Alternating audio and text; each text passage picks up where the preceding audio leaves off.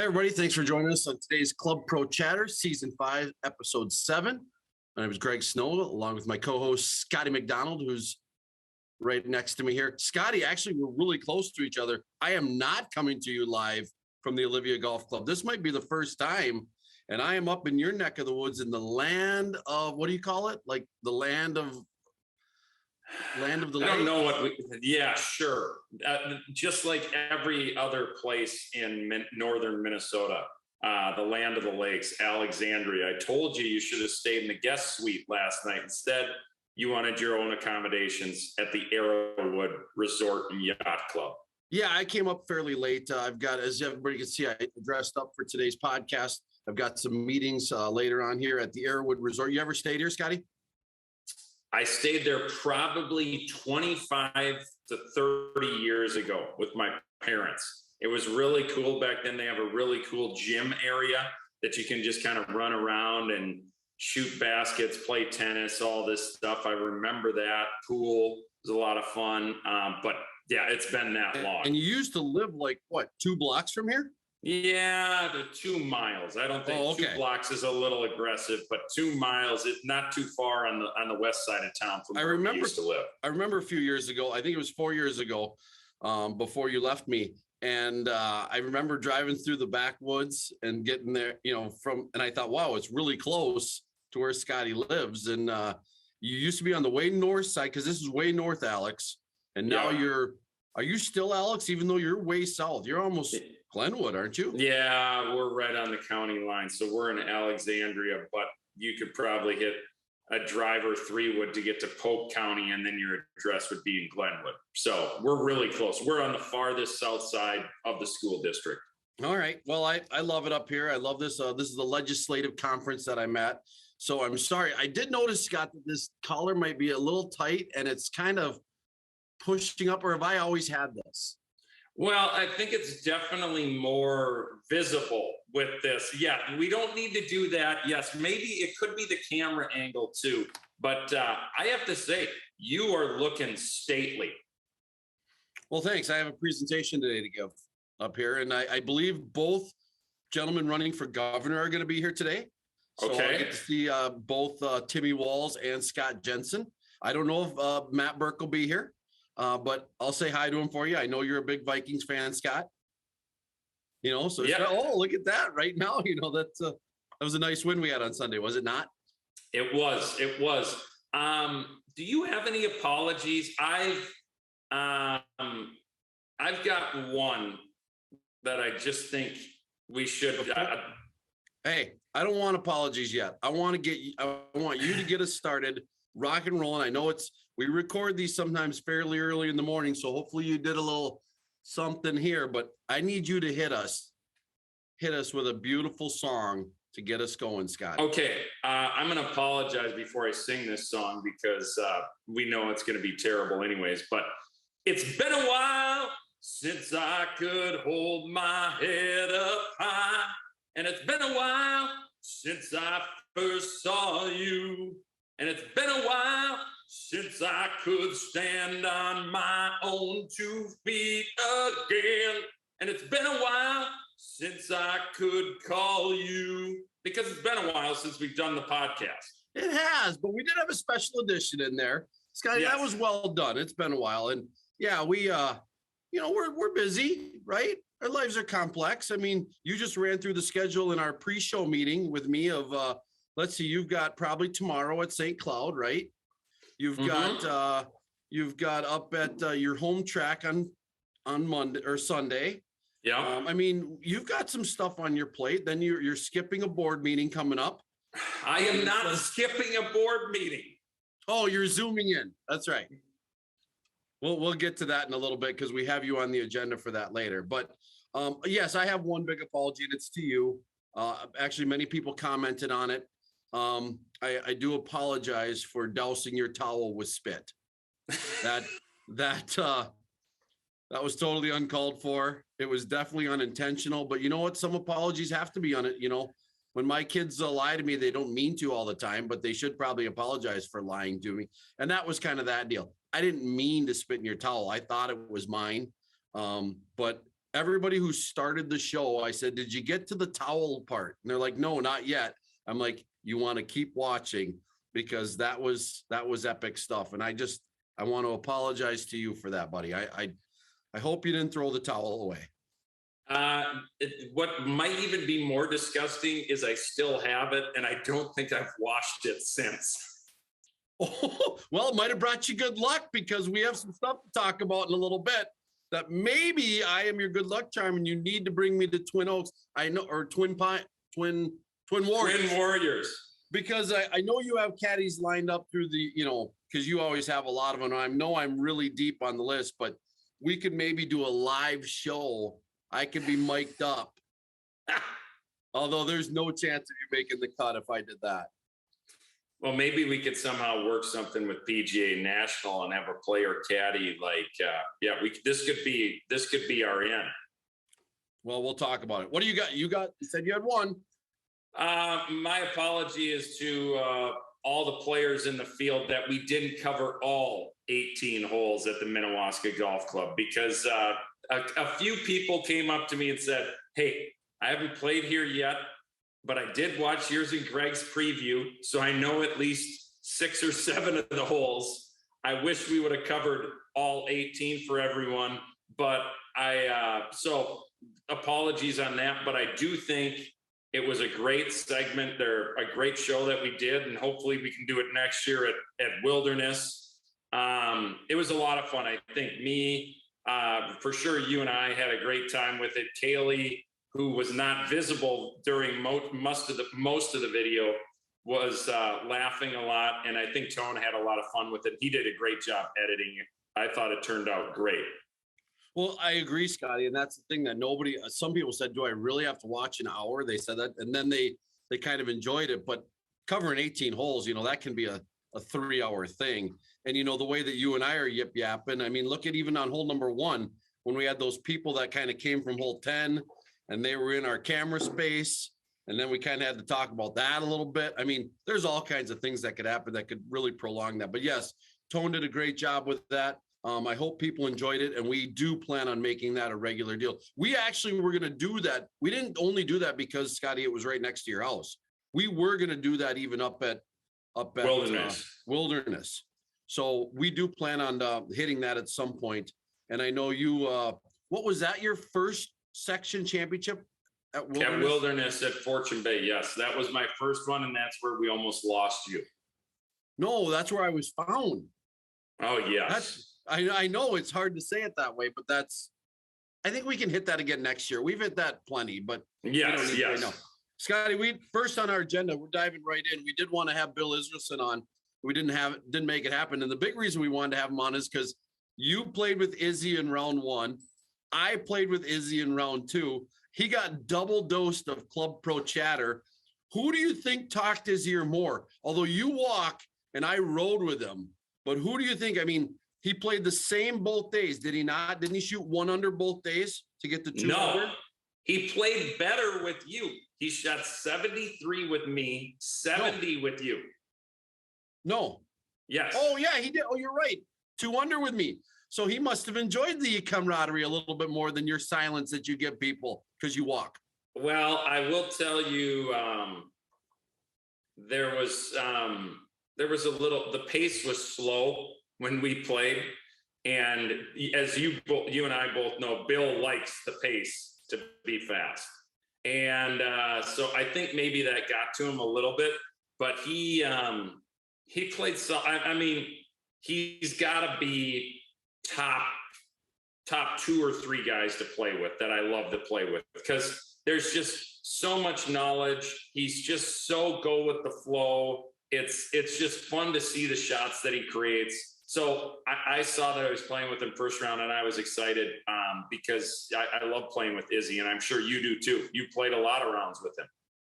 Well, we hadn't played in a long time, and so that was a nice reunion because, of course, I was up in Brainerd for a lot of years, and he would come over, and we'd play a lot of things together. And so it was nice to kind of, Scotty, I don't get paired. He's one of the upper echelon players, even though he's lifetime member. He's kind of out of it a little bit. But he only comes to, what does he say? The furthest south he'll come is Don Barry's event, I think is the one that Edinburgh, I think, is the farthest south he goes. And so he doesn't play in as many things, but yeah, he's upper echelon of who you play with, because you're never waiting on him. He's easy to talk to. He's uplifting. There's all these things that make it kind of, I mean, even though I think I shot 80 day two, but it still was fun, and that's always a good thing when you're playing not so great. You still want it to be somewhat fun, even though in that type of event. Scotty, let's go back and recap. There was a point where I was ahead of you significantly, actually. I think it was through like 14 holes. You were 3 over, and I think I was even. And then because you were 2 groups in front of me on day one, and then you birdied 14, 15, and 18. Is that correct? 14, 15, 16, and 18. Okay, so you had 4 holes in there. Flipped your round around to shoot 2 under. I held okay and shot 1 over, but just flipped the card, and then you just tore me up. And again, that's part of our next deal, is how far ahead you are of me. But I need some help from you. How do you talk yourself into that? To finish like that? Yeah, you're 2 over.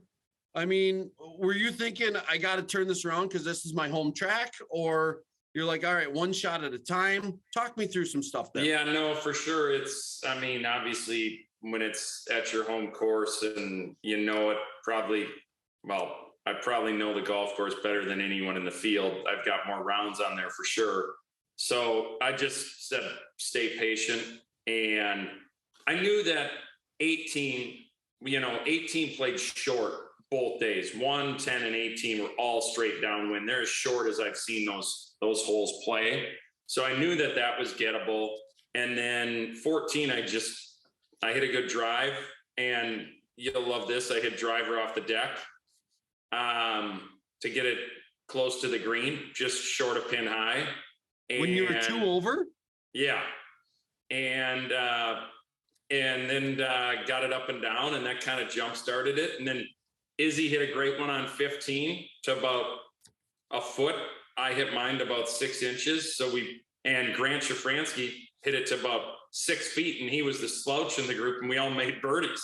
We laughed like proximity to the hole. It was great.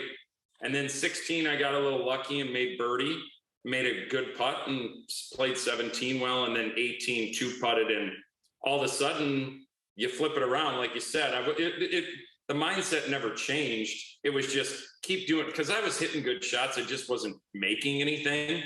And all of a sudden you make a good putt on 14 and you hit it close on 15 and you make a putt on 16. There you go. It's 4 and 5 holes. It's not like I did anything differently. The putts dropped and I hit it close. Well, you obviously did do something differently. You made some putts, which is a big deal. Some of us, our hands are shaking a little bit, but you're able to thwart that off. And you had a nice gallery there, Scott. I thought that was pretty impressive. What kind of publicity went on around there to get some people out watching? Well, the local papers covered it, and I think Casey did a great job at telling the members, hey, you can come on out and play, or coming out and watch the play. We're just not allowing spectator carts. So they got some bleachers in there, and beyond 9 and 18, I thought it was cool to have that sort of atmosphere, which, I don't know that we've had bleachers at a section championship before. So that was cool. And then especially on day 2, even more people came out. It was fun. I thought the atmosphere was awesome. And that just goes to show how much the people up here love good competitive golf. I tried to explain that to people, Scotty, that Waska people just love golf. I mean, you guys are hosting 2 pro-ams, a section championship, and we used to have a beautiful event called the Blizzard Best Ball. That was another type of a pro-am event late in the year, and people just loved it. I mean, as you know, our superintendent is from Waska, and he wanted to play this coming up in the Fairways for All Foundation, and I didn't have room for him. People just love playing competitive golf at Waska, and it showed by how many. I mean, I had to move the grandstand on day 1. You heard about that, right? I did. You airmailed the green, and I walked out after my round, and I was like, I got to see Greg finish. And all of a sudden I hear this crowd like screaming, like it was somebody had jarred it. And I get over there and I see you walking from 40 yards long of the green to a back pin. And I see your balls like either it was just on the green or just on the fringe. Like, did he just hit it from there to there? It was an unbelievable shot. And then you almost made it, or you ended up saving par. So I almost 3-putted it. Yes. But you saved par. And I was, you know what? I was super proud of how you played on day one. I mean, you hung in there. You were right there. I mean, 73 that day. It was windy. And it was playing difficult. And I mean, I thought it was might be your best score at Waskin. I don't know for how long. Since the Blizzard best ball 7 years ago, I think. Yeah, I beat you by one. I shot one under, you shot even or something like that. Okay. I haven't put, and again, as people know, I don't think we advertised. I shot 87 in the broadcast. Yes. 87. So I was telling you that's quite the switch. That's quite the turnaround. And I know you were probably thinking there's a chance G's going to shoot 87. And even day two, I was doing okay until I got the whole 12 on the back nine. I had a little sniper pepperoni, as we call them, over into the hay, and that led to a double bogey. And then I let it corral into another double bogey. I don't want to talk about me. I want to talk about you because you're going on. You're one of the 8 that are moving. Bill Israelson finished in the top 8, but he is ineligible as a life member. Hold on. My other phone has to Face ID. Okay, there we go. And Scott, I think people know that you and Jonathan had a nice battle. Roland was right in there too. I came out and picked you guys up on the 15th, but I think the battle really started on the 14th. And you've kind of half told me the story, but I think it'll be good for people to hear how that all went down. It seemed like neither of you really missed the shot from that point forward, but talk us through the game as you guys were walking up the par 5 14. Yeah. So, Eric had just bogeyed number 13, and John had made birdie. And I don't really look at the scoreboard. I will tell you this. No, I'm dead serious. So I will tell you this. You didn't know where you stood? No, I did not know at that point, but I had the card, and I made sure to enter every single time after every hole. Cause I know how important it is, especially late in the round. Like, I've been in this situation where I'm sitting at home and I'm like, I want to see how this finish. Yeah. And nobody updates. So I think that everybody did a pretty good job of updating. So it was better. It's still not great. No, very true. It's. Let me interject. I'm sending out a plea right now to our fellow professionals. Embrace this. Pull your phone out, get somebody in your group, put the scores in. It's not about you. It's about the people who want to see you. My members, Scotty, kept telling me too, why isn't so-and-so putting their scores in? I don't know. I don't know why they're not.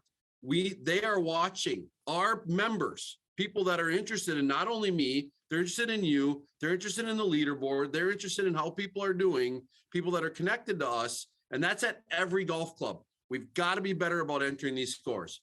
Thank you for doing that. There's my plug. Go ahead. No, I couldn't agree more. There's a lot of value to it, and people really appreciate it. And not to mention, it keeps the field level. It's not fair if one person isn't putting it in and everybody else is, and they can look and see scores, but they're not putting them in. Anyways, so John makes birdie on 13. I make par. And at that point, I'm dead. I did not know where I was. I knew that I was kind of ahead of Roland because he had made bogey. And then we all hit perfect drives. We all hit it up by the green. Roland hits it on, 2 putts for birdie. I get it up and down for birdie, and John hits it in there to about 4 feet and misses the putt for birdie. So I make a birdie and he makes a par. And that's probably about maybe the only shot that I can remember that John did not. It was the only miss. 15, I hit it a little right. John's a little left. And I'm away. and I hit it out of the rough, and I couldn't really see it, but I knew the shot I had to play, and it was firm, and I landed it short, and it rolled up there, and it was like, you were up there, and it was almost like a putt that it rolled, and almost went in. We were screaming, go in. Yeah, and it ended up right behind the hole, what, 2-3 inches max? Yeah. So I make that for birdie, and John misses for birdie, and all of a sudden I go, where am I at? I thought that I pulled even, and I looked, and I'm one down, and I'm like, okay, I'm one down. I looked where kind of everybody else was, and it was kind of John and I that had separated ourselves. Roland was still in there at that point. Yes, Roland was at 2 under, and I was at 5 at that time, and John was at 6. So he was still there, but it was, I was 3 starting clear. to separate. Yep. So 16, we played that down box, and it was straight down wind, and I hit hybrid, and John hit fairway metal, and we were both in the fairway, both hit the green. And we're probably within 3 feet of each other, but there's that hump on the right side of the green to that pin. I had to go up and over the hump. John had kind of a straighter putt, and I was very happy to get it down in 2, and John 2-putted as well. So I'm still 1 back. 17 straight crosswind, and I have the box still, and I hit hybrid, cut it, and I hit the exact shot I wanted, maybe just hit it too hard, and it runs out about 35 feet, and John misses short right. I couldn't tell if it was in the bunker or in the rough. And he hits a great chip. He hits a great chip to about 3 feet. He played before you, Scott, and probably played out of turn. Yeah. No, he was probably closer for sure. But again, in stroke play, as we know, that it was. Did you say go ahead, John? Come on. No, I mean, it's just courtesies off the green, and I'm on. So he hits a great shot, and I know that putt very well because it's downhill and it's towards the lake, so it's faster than you think. And I gave it just a little bit too much respect and left it about 6 inches short. But I was still happy. I mean, and John makes a good 3-footer to stay 1 up. 18 straight downwind. And I hit a good drive. I liked the tee ball off, but I just asked it to cut more because I knew I hit it hard. John hits a perfect one, and we get up there, and sure enough, there's 2 balls in the fairway, rolling, Riggy, I'm in the rough. And John's probably 160, 155 out, and I got, I think, 144 out of the rough. And you were there, and John hit a great shot. Maybe one of the finest shots of his career. Just right over the flag stick. Downwind, high, hard pin, hard greens. It was an amazing shot. I was thinking, how does Scott feel after seeing that? No, I mean, what people need to know is I consider John a friend. We've stayed together on trips. We've stayed together during section championships. We play together a fair amount. I'm super close with him. And I was so happy that he played great down the stretch because he's had some struggles in some section championships. And I mean, he had a great shot, and the rough cost me because now I've got a downwind, firm green, flyer lie, thick rough, and I got to hoist a pitching wedge because anything else is going to go long. And I opened it up, and the rough just snagged it and pulled it left. I still got on the green, but now I've got 60 feet, and John's got 20 feet. And I looked at the putt a lot. It's not a putt I've ever had at Minnehaha, which is rare. And it fooled me. It made me look like a fool. I literally hit it to 15 feet, and I was laughing at how bad it was. And it's a putt that hey, this is a chance to maybe, and I just was a fool and missed it. Wait, John runs us by just enough to where you're like, you got to think about it. And you know what? I made my putt for birdie. And that was the one thing, honestly, I was thinking about was not just, this is for birdie, put the pressure on him. That made the streak alive that I didn't have a 3-putt all week. So I made that putt. And then Johnny makes it from 2.5 feet. And I didn't sink my head. I was happy with how I played. You're always excited to make it. But I was just as excited for John, for him to win. And it was just fun. The stretch down the battle down the stretch was a lot of fun. And I think John would agree. It was, when you're doing it with a buddy and you're both playing well, there's nothing better. Well, you and John, Andy Smith, Johnny Schwaller, Corey Johnson, Oregon, and then they had a playoff between Snyder, Smith, Campbell, and Barry. And Smith against George made a bomb eagle. That was great. Yeah, it was unbelievably awesome. Thomas hit a beautiful shot from number 10 fairway up over the trees right into the back portion of the green. And so Thomas and George are advancing on, and then Snyder's the first alternate, which almost guarantees. And then Don Barry would be the second alternate moving forward. So congratulations to all those guys. Congratulations to you, Scotty. Congratulations to Waska. I thought the course held up great. The wind made it even harder than could have been. And I thought the setup was good because the greens weren't out of control. With that wind on day one, I was concerned about it. If Waska has their way with the greens that they like them and that wind, I think there could have been some national disasters out there for some putts that you'd end up chipping after you putted, and it because you've done it. I know you have. Yep. No, for sure. I thought the golf course was great. Hats off to Brady Scott and his team. And I told them multiple times they did great work. People don't understand what it takes to host and the stress it puts on his staff. It's because it isn't a high-end private club. Doesn't pretend to be, but it's a great golf course. And Brady does I'd say he does as good a job with as little as anyone in the state. So thanks to him, Casey, Vangsness, and the board for really helping the section out. And I just want to say, it's not easy to find a host facility. It's not easy to find a host facility with 6 weeks. It's got to be club car. You've got to have it on the calendar available, and you've got to have a club that can make a decision fast and make it happen to work. So hats off to Minnehaha for stepping up and hosting in a time of need. And I couldn't be happier with how the golf course played. Yeah, Scotty, to piggyback on that a little bit, Tone and them will never tell you this, but there's been times where a golf course is in flux as to what they're going to do with their golf cars. If they're going to go somewhere else that's on our list. And all of a sudden, our tournament director and executive director are going, what happens if they switch over to one of the competitors?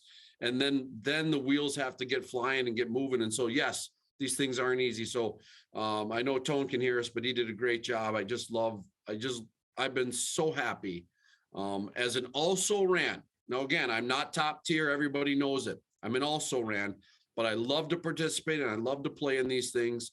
And I thought it was a great deal, a great setup for everybody to have a chance. And still, Scotty, the best players find a way. As you know, you're one of the top tier players. Johnny's one of the top tier.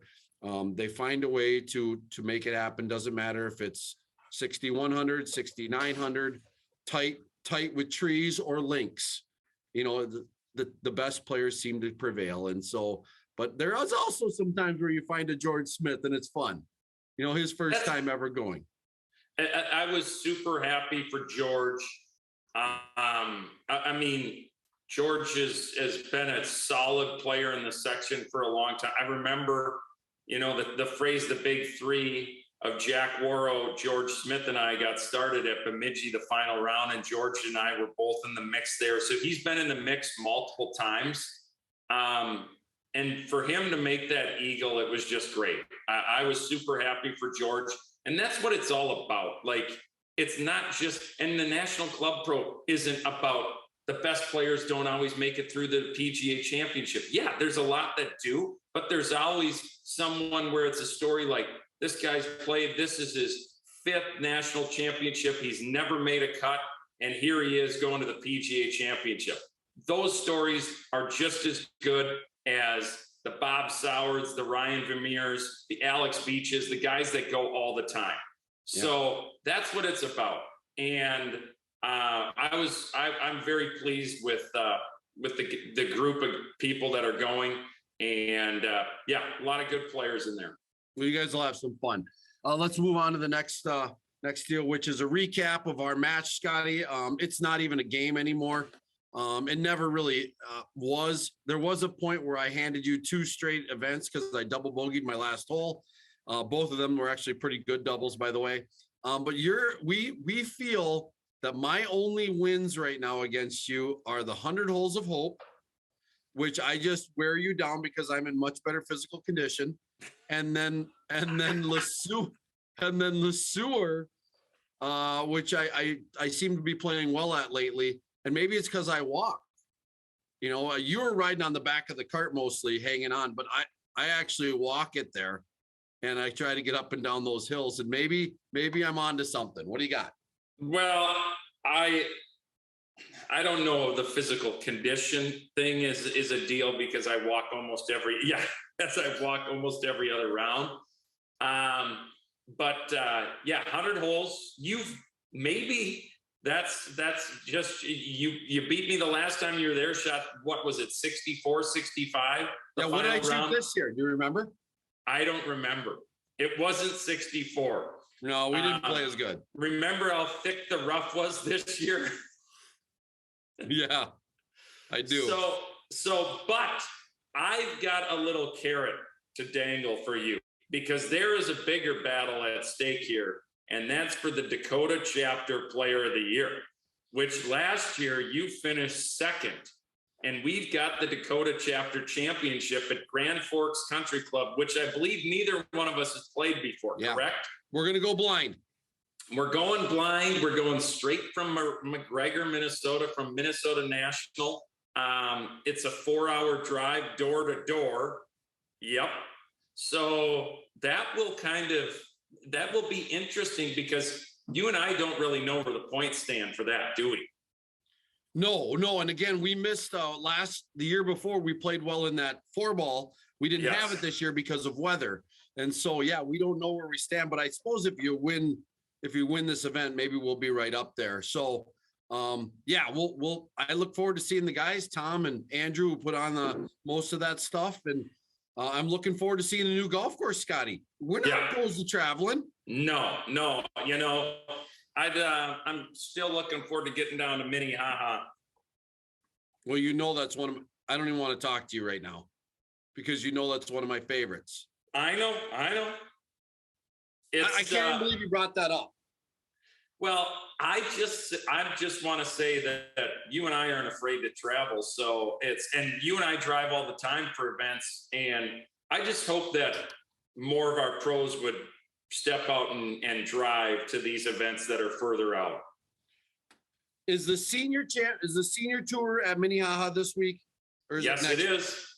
Yeah. I need everybody who watches this show to watch that golf course and then figure out, would you drive over there for some sort of event? Because I will. And of course, I'm in a little better location to do it. But this golf course, Scotty, this golf course is elite.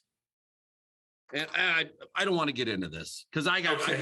I get thinking back to tournament committee stuff, and I don't want to go down that road. All right, let's bring in Kaylee Ekstrom. We are we're way behind schedule as usually, but Kaylee, that does not mean that we want you to shortchange anything that you got. So give us a rundown here in our state of the section.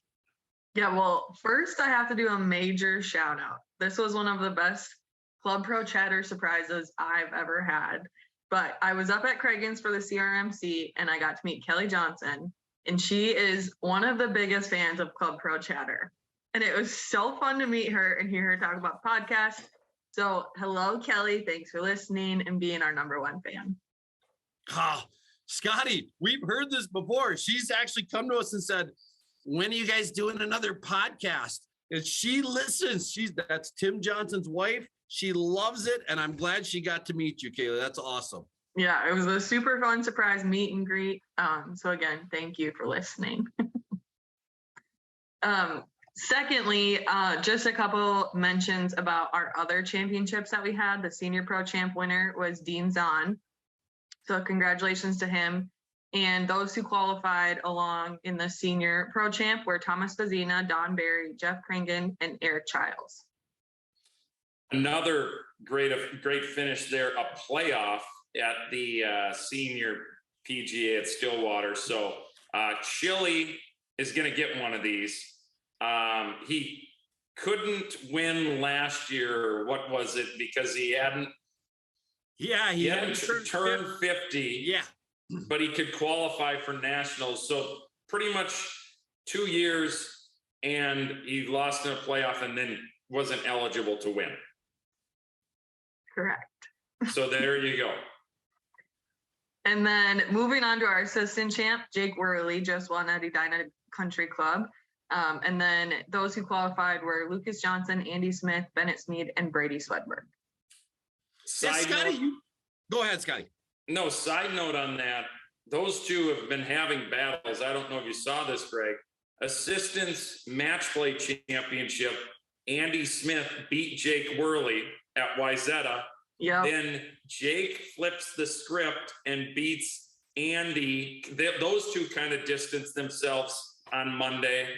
So both of them have been playing great. Andy going to the assistants and the regular National Club Pro. And Scott, were those two playing the white tees and everybody else was playing the blues?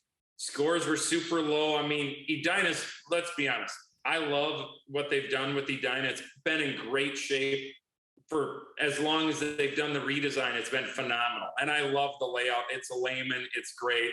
But still, those scores were ridiculously low. So well, that's the thing is they've removed a lot of trees. Things run out a little bit better. It's not crazy long. It's score. I think we talked about this a little bit before when you forgot your clubs there. Edina is scoreable when you hit it, which is a great golf course to me. You hit it off. I mean, I've shot just as big of numbers. I've shot 80 there, and I've also shot 72, 73 because it can go either, which is good for me, which can go either way because with less trees, the grass is thicker. It's better. And I know they said that at Interlochen years ago, if you want good grass, got to get rid of some trees. And no regular player likes to get rid of trees. They think that they're like iconic, but it's like, if you want better grass, you have to get rid of those trees. And I'm sorry to say it. So one thing of note, and I don't know where he started in this round, but Jake Worley, because they shotgun it, so he could have started on the back, but he played the front 9 holes in the first round in 29, Greg. Well, no matter how you slice it, he played those 9 holes in 29. Exactly. Right? All right. That's awesome. Thank you, Kaylee. What else you got? Yeah. Well, just a special shout out for the Bad Pants Open. It happened this past week at Rush Creek Golf Club. It was the 16th annual Ian Leonard Bad Pants Open. And it is such a special day with Special Olympics. The Special Olympic athletes came out and played in the morning, and then we had all our pros and participants play again in the afternoon. And it's such a cool day. It's really, really fun to see everybody come back out. And it's just super special to be there. Yeah, I saw it was on the news last night. Ian Leonard said some things. I just missed kind of it, and I heard the back end of it, and he's like, I'm just so lucky to be a part of it. I think we're lucky that he's a part of it. Yes, agreed. I don't know. I feel bad. I made it about 5-6 years ago. Ever since I've become commissioner, Tuesdays are horrible for me, but I'm glad that you guys are able to hold such a great event, and Ian Leonard does a great job with that. And I think Jay Meyerhoff is really a spearhead for this. He does a ton of work. Is that's still the case, Kaylee? Yes, still true. Both those guys and Catherine did an amazing job just planning the whole day. It runs so smooth, and the best part is just seeing everybody interact with the athletes and seeing these athletes talk about how they look forward to this event every single year. It's like their favorite thing that they get to participate in. So it's a really, really special day. Scott, I still have one of the athletes. He texts me consistently, and I think it's been 5 years. I might have been 6. That's how special it is. And I have yet to make it I feel bad every year. This year, I had to be at a Legion meeting in Lowry, of all things, for the foundation at Minnehaha. I had to be there for a check presentation, so I couldn't make it, but I was following along. You guys did a great job on social media, highlighting it. And yeah, Jay and Ian, they kind of started this together, and what they've done is absolutely amazing. Do we have, like, over the years, how much has been raised? We're reaching like 500,000. Yeah, it's cool. Unbelievable. Yeah. So it's thank you to them. Thank you for everybody that participates, that donates, silent auction, however you can help that event grow. It's just phenomenal. And it's not like this has just been going on for 2, 3, 4, 5 years. This has been going on for a while.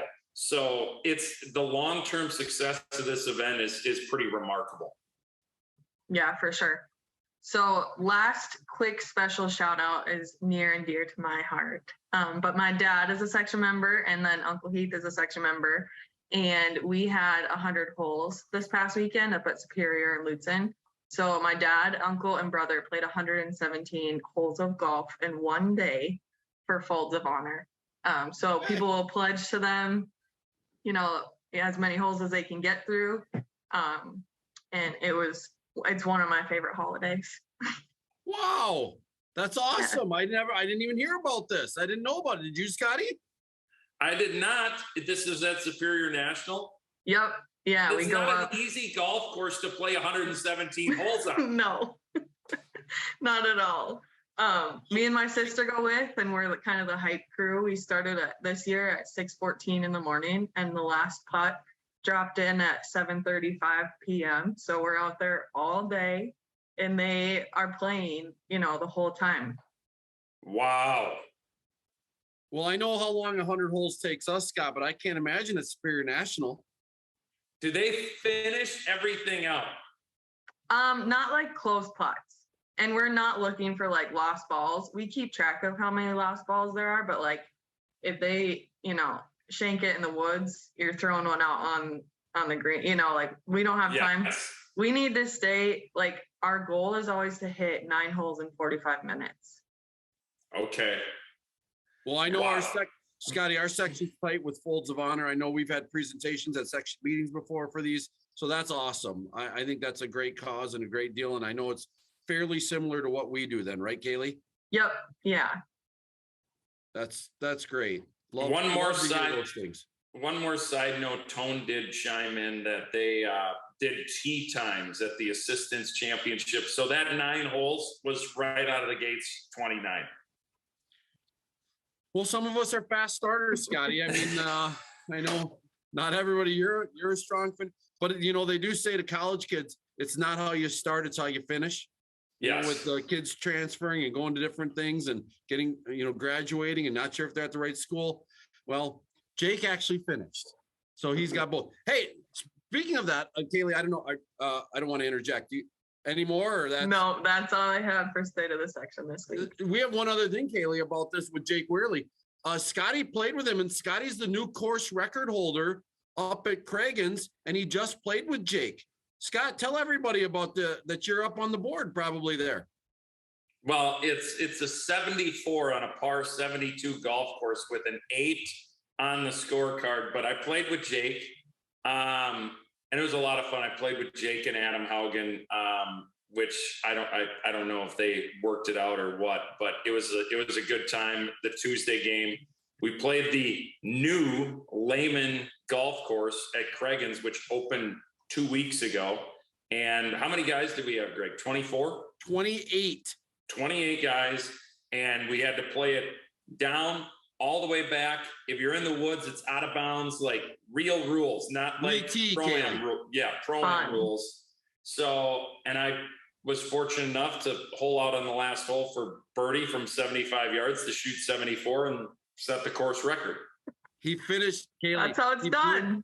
He birdied 3 of his last five holes. Yeah, right. I think so. Yeah, to shoot this new course record with Jake Worley, who is our assistance champion, and Andy Smith hit the double. Maybe awesome. I'm like to Jake, like you are to me. Maybe if I would have spit on his towel, he would have beat Andy in the match play. Something to think about. All right. Thanks, Kaylee. All right, thanks. All right, let's move on to Scotty. I want to skip the next part on the agenda and go straight to our last item. I thought, I don't know how to introduce this, but without sounding too dumb here, but I thought that Phil did a great job in that video of outlining what it takes to be a board member, what it takes to run for a position. I sent him an email and said, I think we should have been doing that for years, telling people what it takes. This isn't a shout out like, hey, look at us. This is we need more help. We need people who want to run. We need people who can do things, who can give us some time. And I just thought I put this on the agenda without even asking you. But I thought, what better way to go about this than having our own secretary of the Minnesota section, which is you, kind of explain to us in plain English what it was like for you to be the secretary and what it involved. And I mean, this is the end of this is it, right? This is your 2 years. And in theory, barring any major incident, you'll be moving up to VP. So again, I might have something to say about that on the floor. Anyways, tell us a little bit about your 2 years, Scott. Tell us what it took. Tell us what kind of time commitment it was and how others can get involved. Yeah, I think furthermore, it's everybody that's out there should think about, like how you and I got our start. It's on the committee level. If you're passionate about junior golf or tournaments or employment or education or whatever it is, reach out and get involved on a committee level. And that's how it starts, to kind of see how our governance works. And those commitments committee, I mean, it's 3-4 meetings, maybe a year, and maybe 1 or 2 in person. This has made the commitment level even lower. And that's what you're still doing a lot with email. And so it's not that big of a commitment, and it's a great way to give back and get involved. Then on the board, you and I have been on the board. You've been probably longer than me now, but we know that it's a commitment, but a lot is done on email. A lot is done via Zoom now. We've got in person, as the secretary, I'd like to see us meet in person, 3-4 times a year. And I've already said that I don't like missing in-person meetings, but family does come first, and work and things like that with Julie's schedule has caused me that I'm going to miss this next meeting. That being said, as a board member, the commitment level is right there. It's probably 5-6 meetings a year, 3 or 4 of which are probably virtual, and 1 or 2 is probably in person. We understand that people's schedules are busy, and we do not rarely have a meeting June, July, and August, just because the staff and operators are so busy. So the big commitments are in the off season when we're planning and preparing for the next season. So that's where we've had our strategic planning session, which is an overnight, and it's great. We get the entire board together. As a secretary, the commitment level gets ramped up a little bit more. I'm on the tape mark committee, which oversees, obviously the gambling operations of the tape mark and the tournament as well. We have district meetings. We've got a district meeting down in Rochester and at Summerby here in October, and that's a couple of days. And then I'm going to go to the national meeting for the first time ever in Arizona in November. So those are the commitment levels that get ramped up a little bit more. And it's just, you're more engaged on the financial side of it. I'm still on the junior golf committee, but you kind of help oversee all the committees. You're not a committee member with the tournament committee, but you're still a voice within the tournament committee. You're still a voice within education. You're still a voice. So it's the same amount of meetings, maybe a few more. in addition, but it's not a huge commitment and it's super rewarding. I look at some of the things, like I look at what we've done in junior golf and tournaments, the 2 committees that I've been on, and it's really amazing how far we've come. Junior golf has just been through the roof, and a lot of that's COVID. But I think our tournaments are, I mean, look at the Pro-Am schedule. Look at some of the venues that we're getting for our championships. We've really taken the approach of, hey, let's talk about it at the committee level. Let's get prepared, and it's all about the growth of the game and what's best for the member, right? That's what you always say. And that's what it's all about. So how do we help our associations and our fellow members? It's by getting involved. So it's something that I really am passionate about. I got involved because someone did some things at a Pro-Am of mine about 10 years ago. And I called up Greg Snow and I said, how do I get involved? And lo and behold, here we are 10 years later, and I'm secretary of the section. So that's how it starts, because I was passionate about tournaments, and then it just was kind of off to the races. You know, it's easy to sit back. My start was in the assistants chapter, and I was in the same boat as you, Scott. I just thought, well, somebody's got to do this, and I love this stuff, so why can't I help out? And of course, it gets you kind of in your mind of what does it take to govern some of these things. And, you know, there's nothing special about any of us. I don't say that lightly. I say that to mean that really giving of your time is the biggest thing that you can do. And these are decisions that we've argued over some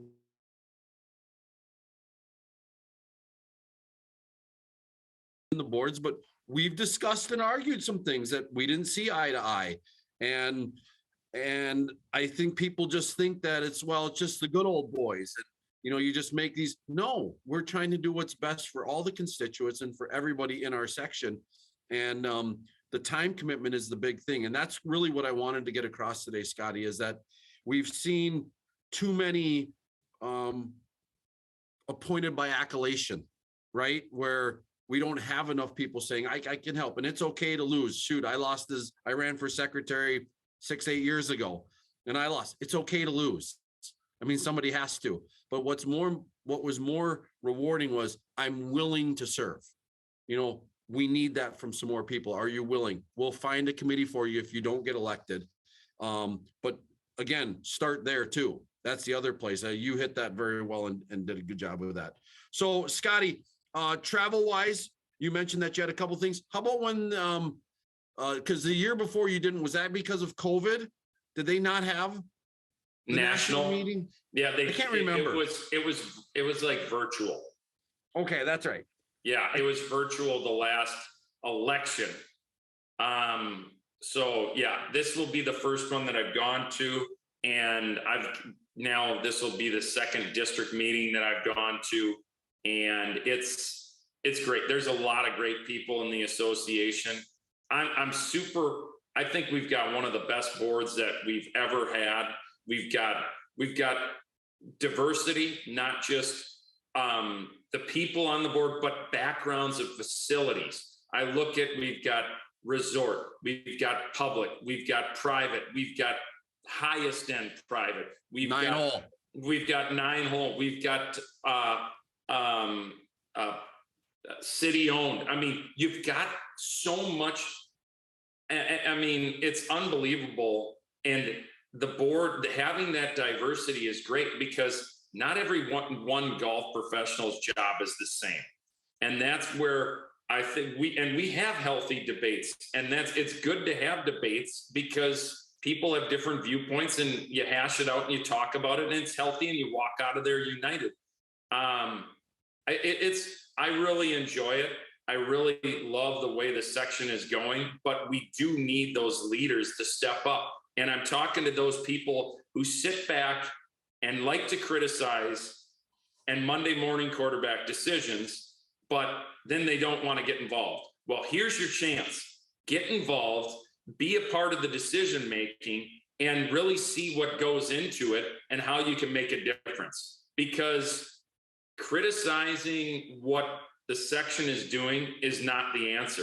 The answer is to get involved and let your voice be heard and help make a difference. Yeah, very well said, Scotty. So go on the section website, look it up in there where you can sign up or where you can put your name in. Also, Scott, as we come to a close here, we need people to nominate for awards. You're on that committee as well. So we need some people to step up and add some nominations in there of deserving people who do great things for our section. There's a lot of different categories. Why don't you hit that real quick as we come to a close here? Yeah, no, it's gotten better, but it's very easy. And this is another way that you can make a difference and give back to a mentor or someone that maybe's helped you as a teaching professional, or, you know, you had a great experience. Like Facility Promoters of the Year. There's so many different awards. Don't be afraid to nominate someone that you're like, this person is great. And that makes a huge difference for them at their facility to go back and say, hey, we are really doing something great. And so I think, you know, as two past award winners, it really does make a difference. And it really is appreciated. So nominate someone. I do have, do we have time? Real quick. Can Tone Polito come on? Is he around? Maybe. Yeah, here he comes. There he is. Green screen. Green screen. I just want to tell you, the stretch run is here. You've done a great job on our championship so far. I know you've been all over with qualifiers for the Champions Tour event. Where are you currently? I'm currently right now? Yeah. At my house. Okay, so you're not in Sioux Falls, but I'm sure you've been over there. Yeah. But we've got, I've got it up on my wall. I think we've got like not even 30 days left of the competitive golf season. So you're almost there. I thought the setup at Minnehaha was great. You've been awesome, and the end is in sight. Yeah, no, it's you know, I'm already contacting clubs of getting everything booked for next year and finalizing anything. So it's that time. I just got back from Sioux Falls, the 6-day trip over there, which is always fun. And yeah, now it's kind of like we got one kind of off week next week with the PAT, and then it's that final stretch with facility team, match play finals, golf champions, Luther Tour, and then our fall scramble. So let's go after it. It's here. Tone, thanks for all you do, buddy. We do appreciate it. Maybe goes unnoticed a little bit, but all the travel you put on and all the miles and the hard work you do for us, very concentrated season. But it doesn't mean that that's all you do. I know all that setup and all those other things don't happen on July 5th. You know, they happen in November, December, you know, those other months. So thanks for bringing that up, Scotty. I do appreciate everything you've done, Tone. So.